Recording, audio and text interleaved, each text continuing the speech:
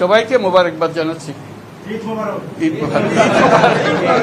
আজকে নতুন বাংলাদেশের জন্মদিন। সারা দিন ব্যাপী আমরা এই জন্মদিন উৎসব পালন করব। এটার মাধ্যমে আজকে যে প্রক্রিয়া এখান থেকে শুরু হলো, এর মাধ্যমে আমরা অতীতকে বর্জন করলাম। যেসব দুঃস্বপ্নময় অতীত ছিল সেই অংশ আমরা সম্পূর্ণরূপে বর্জন করলাম।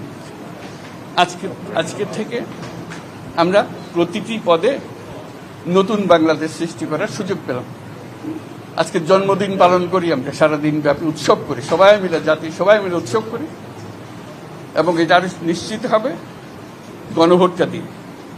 প্রার্থীর জন্য আমরা ভোট দিলাম, সেটা খুব গুরুত্বপূর্ণ, কিন্তু গণভোটটা খুবই গুরুত্বপূর্ণ। সারা বাংলাদেশ পাল্টে যাবে।